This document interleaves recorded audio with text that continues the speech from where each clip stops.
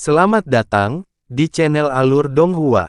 Sebelum menonton, silahkan subscribe, biar Mimin tambah semangat update-nya. Ketika Han Li tiba, hari sudah mendekati tengah hari. Dia menggunakan teknik rahasia untuk mengubah dirinya menjadi pria besar dengan rambut wajah panjang dan memasuki aula zenit yang mendalam. Orang-orang di pintu masuk sudah meningkatkan batu roh untuk liontin penyembunyian untuk memasuki aula. Semuanya berada pada tahap transformasi dewa ke atas. Han Li bahkan melihat 3 kultivator tempering spasial masuk. Setelah beberapa pemikiran, dia juga masuk dan memberi penjaga sebuah kantong berisi batu roh. Penjaga menyapu indera spiritualnya melewatinya dan mengangguk, menyerahkan liontin giok dan membuka jalan baginya. Dia segera berkata, "Setelah kamu masuk, pergilah ke kiri." Ketika Han Li mendengar ini, dia tercengang dan ragu-ragu masuk. Setelah mereka memasuki lorong, dia dengan heran menemukan bahwa jalan lurus yang awalnya dia ambil sekarang sangat terpelintir dan terbelah di tengah. Sepertinya aula zenit yang mendalam benar-benar berbeda. Tampaknya batasan di aula juga telah berubah. Namun demikian, Han Li melakukan apa yang disarankan penjaga dan menuju ke sisi kiri. Segera, dia memasuki lorong gelap dan menghilang. Setelah beberapa waktu, dia mendapati dirinya berada di ruangan batu yang gelap gulita. Ruangan itu lebarnya 3 meter dengan dinding di semua sisi terpisah dari bukaan yang luas. Ada meja giok, kursi bambu, dan meja dengan piring mantra merah. Ada banyak ruangan batu yang padat tersebar di udara setinggi 300 meter. Mereka terbang kamar batu. Seluruh aula selebar 3000 meter dan hampir memiliki 1000 kamar batu yang mengambang di atasnya. Karakter jimat biru samar bersinar dari permukaan ruang batu. Setiap kamar memiliki jarak yang cukup jauh. Han Li duduk di kursi, melihat pelelangan di bawah dan mencatat waktu. Begitu dia memasuki aula besar, dia memasuki formasi dan berteleportasi ke ruangan. Di bawah pemeriksaan, dia menemukan ruangan itu tidak hanya tergantung di udara, tetapi juga menghalangi indera spiritual. Dengan tambahan liontin cahaya yang menutupi mereka, itu akan menjamin permusuhan para penawar. Tampaknya Tuan Pelelangan tahu bahwa para kultivator takut menimbulkan rasa iri dan menghabiskan banyak waktu untuk menyelesaikannya. Han Li bersandar di kursinya dan mengistirahatkan matanya untuk waktu yang singkat. Beberapa ratus kultivator lainnya memasuki aula, hampir memenuhinya. Han Li membuka lebar matanya dan menarik napas. Ketika seseorang biasanya memasuki pelelangan, mereka setidaknya harus berada di tahap transformasi dewa. Tapi lelang kecil ini berhasil mengumpulkan hampir 1000 kultivator transformasi dewa. Ini adalah sesuatu yang bahkan tidak bisa dibayangkan di alam fana. Namun, ini juga tidak mungkin terjadi kecuali terjadi di kota kultivator lain di 3 wilayah manusia, kecuali kota surga dalam. Tiba-tiba, dering melodi terdengar di aula. Gerbang aula yang terbuka pelan-pelan tertutup dengan derit. Aula redup sekarang menjadi gelap gulita. Beberapa batu cahaya bulan seukuran kepala muncul di atas pelelangan. Munculnya cahaya putih lembut mereka menyebabkan para kultivator melihat ke bawah. Pada platform setinggi 30 meter, formasi mantra tiba-tiba muncul, diikuti oleh kilatan cahaya putih. Seorang lelaki tua berjubah putih muncul. Begitu dia muncul, para kultivator menjadi gelisah. Beberapa bahkan menyebut nama lelaki tua itu dengan kaget. Grandmaster Qi, mengapa dia muncul di sini? Mungkinkah itu pelelangan? Bisikan terus bergema di seluruh aula. Ketika Han Li mendengar gangguan itu, hatinya tergerak dan dia dengan penasaran memeriksa lelaki tua itu. Dia hanya memiliki kultivator transformasi dewa menengah, tetapi rambut peraknya yang lebat dan wajahnya yang ramah memberinya sikap yang diharapkan dari seorang kultivator yang bermartabat. Ketika dia mendengar orang lain memanggilnya sebagai Grandmaster, dia menganggap gelar itu pasti berasal dari pencapaian luar biasa baik dalam penyempurnaan pil atau seni lainnya. Pria tua berjubah putih itu terbatuk dan berbicara dengan suara lembut, sepertinya saya tidak perlu memperkenalkan diri kepada Anda. Banyak dari Anda mengenali saya. Biasanya, saya tidak akan muncul di acara seperti itu, tetapi lelang ini memiliki hal-hal yang secara pribadi saya nilai. Selanjutnya, saya sangat tertarik dengan barang-barang ini dan berinisiatif untuk bertindak sebagai tuan rumah lelang. Sepertinya tidak ada dari kalian yang keberatan. Chi Lao pasti bercanda. Memiliki master penyempurnaan alat untuk menjadi tuan rumah lelang adalah hal yang kami inginkan. Tidak buruk, tidak buruk. Penilaian pribadi saudara Chi tidak mungkin salah. Kita akan lebih nyaman. Pujian berulang kali terdengar melalui kamar terapung. Meskipun banyak yang tidak mengatakan apa-apa, mereka juga tidak mengajukan perlawanan. Ternyata lelaki tua berjubah putih itu cukup terkenal. Pria tua itu melanjutkan, agar semua orang tahu apa yang terjadi, saya akan memberi Anda pratinjau tentang apa yang diharapkan. Akan ada 3 item dengan nilai luar biasa. Mereka jarang terlihat dalam beberapa ratus tahun terakhir. Di antara mereka adalah barang-barang berkualitas tinggi dari hutan belantara, dan harta karun roh yang telah naik ke peringkat roh yang sangat banyak. Adapun item terakhir, itu adalah seluruh rangkaian seni kultivasi yang ditinggalkan oleh senior integrasi tubuh tahap akhir yang mengguncang dunia manusia dan iblis. Para kultivator tidak percaya apa yang baru saja mereka dengar. Seluruh aula menjadi hening. Item dari hutan belantara tidak sebanyak yang tidak diketahui, tetapi harta roh pada peringkat roh primal dan seni kultivasi utama dari kultivator tahap integrasi tubuh adalah harta yang sangat langka. Jika salah satu dari barang-barang itu muncul di luar, itu akan memicu pembantaian. Kakak Chi, karena ada barang-barang penting di pelelangan, mengapa tidak diiklankan agar kita bisa menyiapkan lebih banyak batu roh? Mengapa itu disembunyikan? Suara kekanak-kanakan yang aneh terdengar dari salah satu kamar batu. Setelah mengantisipasi pertanyaan ini, lelaki tua itu tersenyum dan menjawab, "Rekan Taois, jangan khawatir. Alasan mengapa pelelangan dirahasiakan adalah karena pemilik ketiga harta ini adalah orang yang sama dan secara pribadi mengajukan permintaan ini ke pelelangan. Untuk alasannya, saya tidak tahu, tetapi pelelangan tidak menolaknya. Namun, saya dapat menjamin bahwa harta ini asli. Tentu saja, karena harta utama ini mungkin tiba dalam waktu singkat, tetapi Anda dapat menukar harta karun ini menggunakan barang-barang dengan nilai yang setara.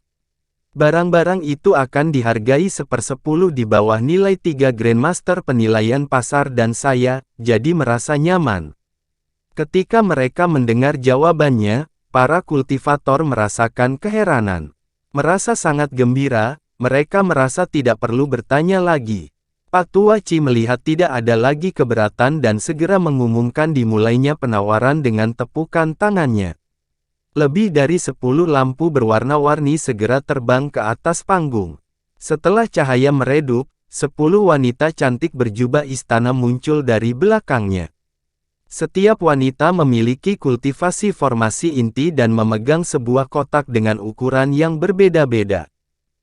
Mengikuti konvensi, kami akan memulai pelelangan dengan barang jadi dan kemudian beralih ke bahan dan teknik rahasia. Item utama akan dilelang terakhir. Untuk item pertama lelang, kami memiliki 3 botol Brighter Pills, obat perkembangan kultivasi untuk kultivator transformasi dewa. Tawaran awal adalah 300.000 batu roh dengan masing-masing peningkatan setidaknya 50.000. Pria tua berjubah putih itu melambaikan tangannya.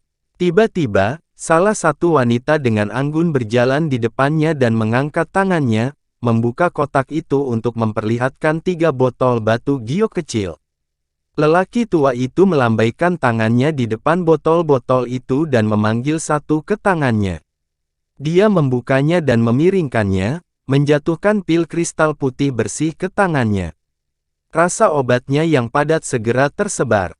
Pria tua berambut putih itu segera memegang pil itu dengan 2 jarinya dan melambaikannya ke arah para kultivator. Sebuah peristiwa yang tak terbayangkan terjadi. Permukaan pil yang bersinar segera mengeluarkan cahaya biru dan merah. Mereka mempesona seolah-olah mereka adalah permata. Dan udara yang dipenuhi aroma obat menjadi beberapa kali lebih kuat. Saya sudah menunjukkan karakteristik Brighter Pil kepada Anda. Saya yakin Anda tidak memiliki keraguan lebih lanjut. Anda dapat memulai penawaran. 350.000. 400.000, 450. Tiba-tiba, bola cahaya ungu besar dan kecil muncul di atas peron. Itu menyala untuk menunjukkan jumlah batu roh pada penawaran saat ini dan di ruangan mana penawar berada. Sejak awal pelelangan, harga melonjak. Tampaknya para kultivator transformasi dewa ini sangat berguna untuk batu roh ini. Ini sudah diduga. Meskipun item utama menggoda, mayoritas tidak dapat berharap untuk mendapatkan. Lebih baik memanfaatkan kesempatan ini untuk mengambil barang-barang yang lebih kecil sementara orang kaya terganggu. Setelah Hanli kembali ke kediamannya, dia akan dapat memperbaiki clear jade pil dan tidak perlu menawar barang serupa. Dia hanya menonton tawaran sampai pil dimenangkan untuk 600.000 batu roh.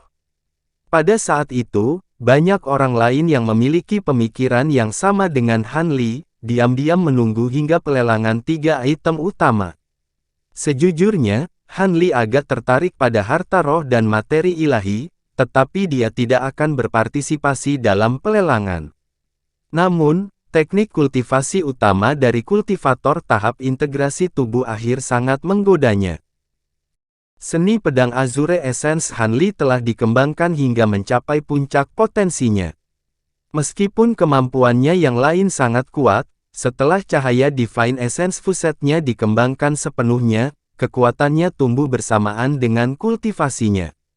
Api pemakan roh surgawi juga mengandalkan perkembangan tubuhnya untuk meningkatkan kekuatannya. Tak satu pun dari mereka yang membantu meningkatkan tahap kultivasinya.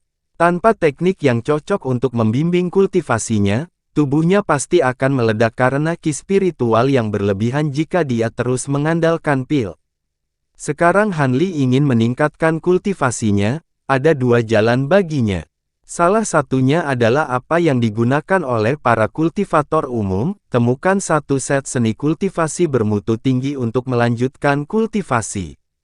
Namun, tiba-tiba berubah menjadi seni kultivasi yang asing di tengah jalan pasti tidak bisa dihindari. Selain itu, jika dia tidak berhati-hati, itu akan menghasilkan konflik dengan seni kultivasi aslinya dan menghasilkan hasil yang lebih sedikit. Metode kultivasi lainnya adalah membaca pengalaman para penyuling tubuh, mencari jalan yang jarang terjadi. Itu adalah kultivasi ganda sihir dan tubuh. Dia harus mencari sekte jahat atau teknik klan iblis yang berhubungan dengan penyempurnaan tubuh. Teknik sekte iblis dan klan iblis tidak hanya akan memperkuat tubuhnya ke tingkat tinggi saat diolah, tetapi juga akan meningkatkan kekuatan sihirnya. Namun, metode ini tidak hanya jarang terlihat, tetapi juga sangat sulit. Meskipun beberapa kultivator manusia memilih metode ini, yang berhasil hanya sedikit. Awalnya, potensi tubuh manusia tidak bisa dibandingkan dengan iblis penatua dan klan iblis. Setelah tubuh daging manusia dikultivasikan hingga kekuatan tertentu, itu tidak dapat dikembangkan lebih jauh selain dari individu yang luar biasa. Tetapi ketika kultivasi ganda berkembang ke tingkat tertinggi, tidak hanya seseorang akan memiliki kekuatan yang mencengangkan, tetapi peluang mereka untuk menembus kemacetan jauh melampaui kultivator tingkat yang sama. Ini menyebabkan Hanli merasakan sedikit konflik tentang apa yang harus dipilih. Dia kebetulan memiliki satu set seni kultivasi ganda. Itu adalah Heaven Bearing Devil Art dan teknik dari Sacred Provenance Plate.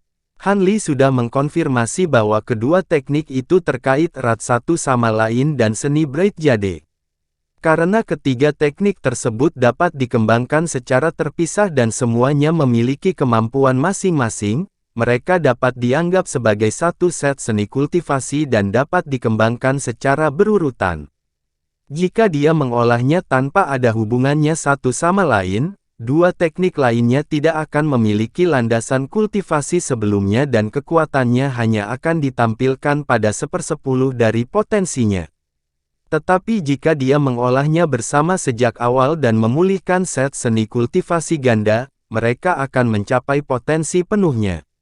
Meskipun teknik ini berasal dari seni iblis yang sangat kuat dari alam iblis sejati, setelah melewati revisi ahli dari Sekte Buddha Manusia dan Dao Jahat serta klan iblis, mereka sekarang sama sekali berbeda. Menumbuhkan sihir dan tubuh tidak menggunakan ki iblis sejati, tetapi ki esensi duniawi. Meskipun Hanli meneliti ini sendiri dan merasa bahwa ketiga teknik ini dapat dikembangkan bersama, sebenarnya, belum ada manusia yang mencobanya sebelumnya. Ketika seni Bright Jade dari Sekte Buddha dan seni iblis pembawa surga dari Dao Iblis diciptakan, mereka dianggap sebagai teknik kultivasi yang berbeda. Dan teknik Sacred Provenance Plate adalah warisan yang diwariskan oleh Raja Iblis dunia fana. Itu kehilangan dua bagian, tapi itu tidak bisa sama dengan seni Bright Jade dan seni setan Heaven Bearing. Jika dia benar-benar mengolahnya bersama, siapa yang tahu masalah apa yang bisa dia temui. Namun, tidak diragukan lagi bahwa lempeng provenance surgawi adalah teknik kultivasi ganda yang jauh melebihi yang lain. Dan kekuatan tubuhnya mengolah seni Bright Jade telah menjadi brutal sampai bisa menggunakan kekuatan kasar untuk melawan kultivator Nash Chainsaw. Jika dia bisa mengolah dua lainnya, siapa yang tahu kekuatan apa yang bisa dia capai. Menumbuhkan kekuatan sihir murni atau kultivasi ganda masing-masing memiliki kelebihan dan kekurangan. Yang pertama membuat perkembangan lebih cepat, lebih mudah untuk dikultivasikan, dan lebih dapat diandalkan. Jenis lainnya sulit dan berisiko, tetapi menyebabkan kekuatan yang berlebihan. Itu juga akan meningkatkan peluangnya untuk berkultivasi lebih besar. Akibatnya, Hanli masih ragu-ragu dan belum mengambil keputusan yang sebenarnya. Dia selalu mencatat teknik-teknik bermutu tinggi yang umum dikembangkan, tetapi dia tidak pernah menemukan sesuatu yang cocok di pasar. Bukannya tidak ada seni tempering spasial bermutu tinggi yang dijual, tetapi setelah menggunakan Divine Essence Fuse Light dan Heavenly Spirit Devouring Flames, dia merasa teknik umum berada di bawahnya. Sekarang dia mendengar satu set teknik tahap integrasi tubuh akhir dilelang, hatinya bergerak. Jika seni kultivasi benar-benar cocok, dia akan melepaskan jalannya yang goyah pada kultivasi ganda. Saat Hanli merenungkan ini dengan khawatir, Pak Tua Chi melelang pil obat secara berurutan. Mereka semua dilelang beberapa kali lipat dari harga dasarnya. Setelah semua pil obat selesai ditawar, semua kultivator wanita yang memegang kotak itu terbang ke pemenang tawaran dan menukarnya dengan batu roh. Kebanyakan dari mereka, termasuk pil Braitear, digunakan untuk kultivator tahap transformasi dewa awal.